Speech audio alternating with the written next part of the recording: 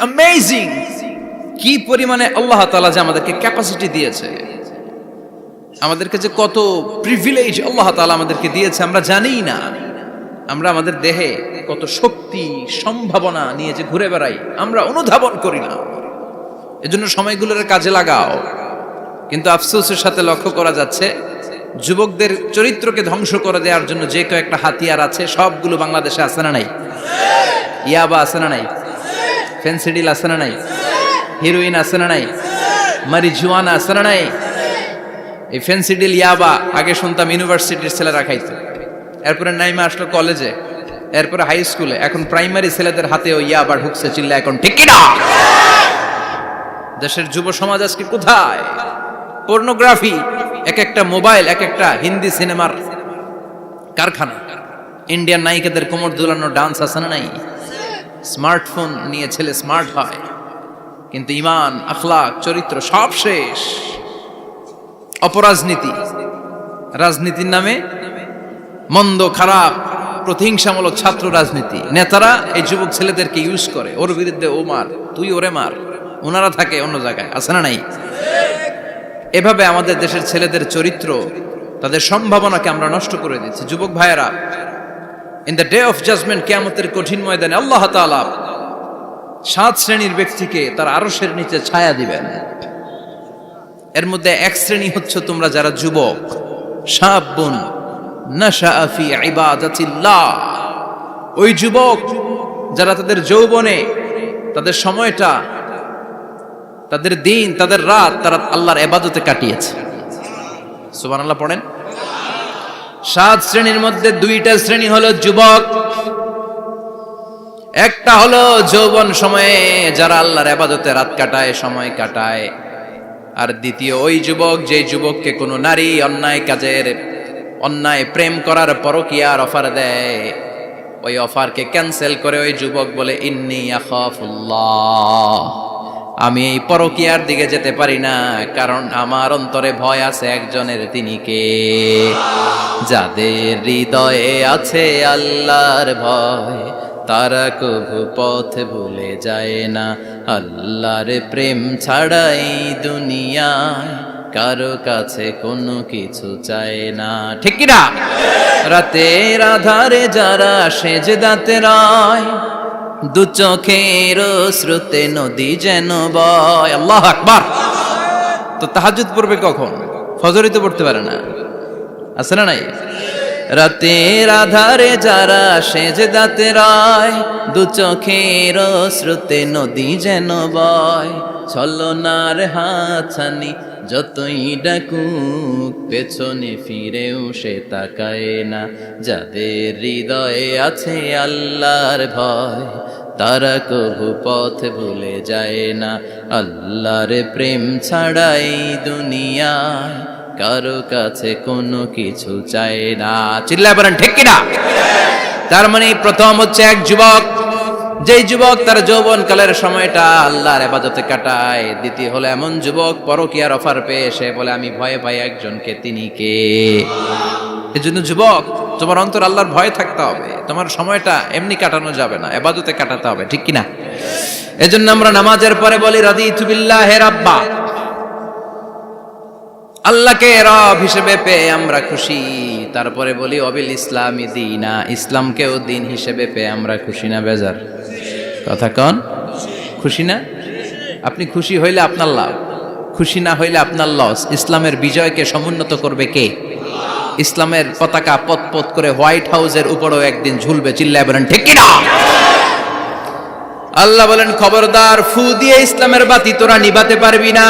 ইউরিদুনা লিউতফিউ নূরাল্লাহি বিআফওয়াহিহিম ওয়াল্লাহু মুতিম্মু নূরিহি ওয়ালাউ কারিহাল কাফিরুন। ইসলাম বিরোধীরা চায় মুখের ফুৎকারে ইসলামের বাতিকে নিভিয়ে দিতে। আল্লাহ বলে খবরদার, ষড়যন্ত্র করে লাভ নাই, ইসলামের বিজয় আমি নিশ্চিত করে দেব।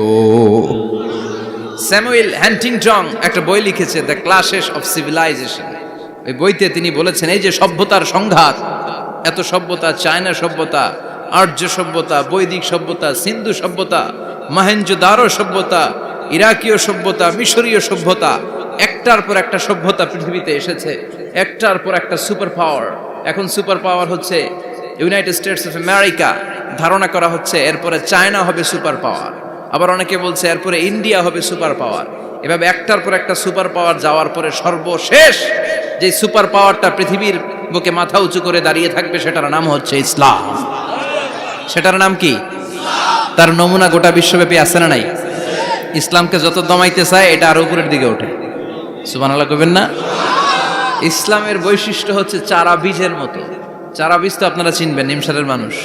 বীজ, ইসলাম হচ্ছে বীজের মতো। ইসলামের শত্রুরা ইসলামকে মাটিতে গেড়ে দিতে চায়, কিন্তু ইসলাম হচ্ছে বীজের মতো, চারা বীজ। চারা বীজ মাটিতে গেড়ে দিলে কি হয়?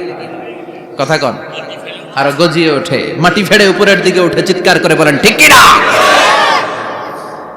ইসলাম হচ্ছে টিউবের মতো। টিউব, পুকুরে যারা নতুন সাঁতার কাটতে যায় ডুবে যাতে মারা না যায়, টিউব নিয়ে সাগরের মধ্যে নামে। এই টিউবকে যত আপনি পানির নিচে ডুবাতে চাইবেন, টিউব আর উপরের দিকে ভেসে ভেসে ওঠে। সুবহানাল্লাহ পড়েন।